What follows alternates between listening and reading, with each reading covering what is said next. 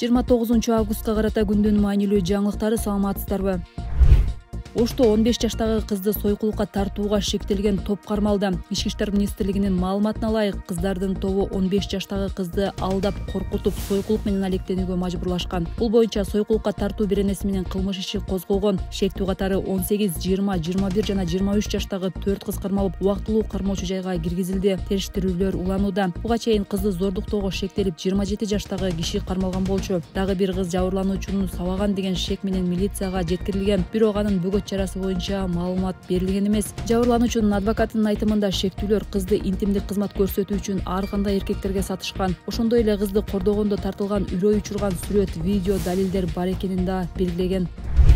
Издөөдө жүргөн өзбекстандык Кримтөбөл Салимбай Абдувалиевдин тарапташы кармалды. УКМК маркум Кримтөбөл Камчы Көлбаевдин уюшкан кылмыштуу тобун каржылоого шектелип издөөдө жүргөн өзбек ишкери Салим Абдувалиевдин тарапташы кармалганын билдирди. Ал 68 жаштагы Баткен облусундагы Кызыл Кыя шаарынын тургуну экени айтылат. Кармалган кишинин Салим Абдувалиев жана буга чейин УКМК тарабынан кармалган 46 жаштагы шектүү менен Ташкент шаарында жолукканы маалым болгон. Тергөөнүн жыйынтыгында шектүү кылмыштуу топтун идеологиясынан баш тартып, мыйзамга баш ийерин билдирди дешти атайын кызматтан. УКМК Өзбекстандык Кримтөбөл Камчы Көлбаевдин уюшкан кылмыштуу тобун каржылоого шектелип, издөө жарыяланганын 6 августта билдирген. Салим Абдувалиев Өзбекстанда Салимбай Байбача деген каймана ат менен белгилүү. Ал мекенинде 2023 жылы декабрда кармалып, быйыл мартта мыйзамсыз курал сатуу беренеси менен 6 жылга соттолгон.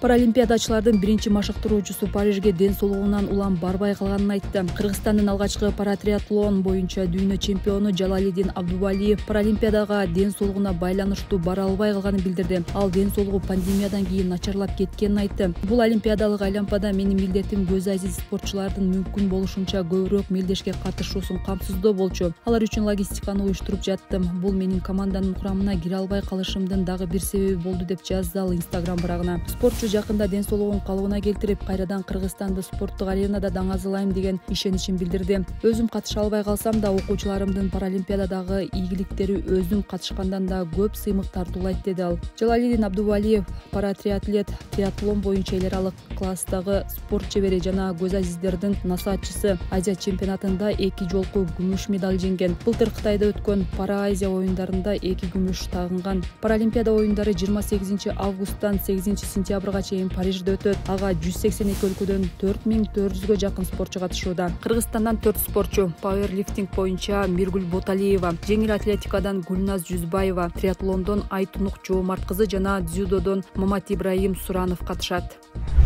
Парижде Паралимпиада оюндарынын ачылыш аземи өттү. 28 августта Парижде 2024 жылкы Паралимпиада оюндарынын расмий ачылыш аземи өттү. Иш-чарага 184 өлкөдөн барган 4000ден ашык спортчу катышты. Салтанатты Франциянын президенти Эммануэл Макрон жана эл аралык Паралимпиада комитетинин президенти Эндрю Парсонс ачып, бул иш-чара өтө маанилүү экенин белгилешти.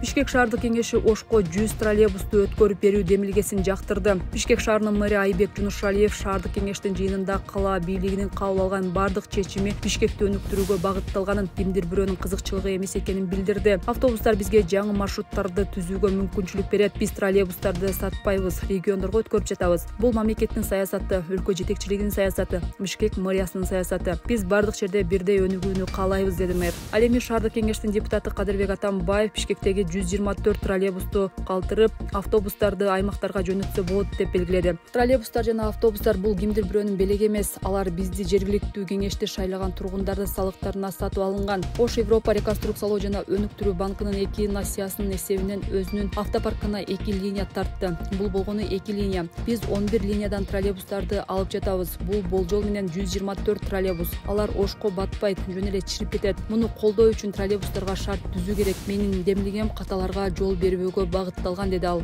Буга чейин жарандык активисттер маалымат жыйын өткөрүп, Бишкек троллейбус башкармалыгын троллейбус линияларын мыйзамсыз алып жатканы үчүн сотко берерин билдирген. Учурдагы троллейбустар үчүн Европа реконструкциялоо жана өнүктүрүү банкына 23 миллион доллардан ашуун насыя төлөнүп жатат. Бүгүнкү күндө 20 жылдык эксплуатация мөөнөтүнөн болгону 7-8 жыл өттү деп белгилешкен активисттер. Алар коомдук угуулар аяктай электе жана шаардык кеңеш акыркы чечим чыгаргыча эле троллейбус линияларынын алынып жатканын тартиптүү одоно бузуу деп атаган. Май айында Бишкек мэриясы 100 троллейбусту Ош шаарына өткөрүп, алардын ордуна электроавтобустарга алмаштырууну чечкен. Жергиликтүү активисттер буга каршы чыгышкан.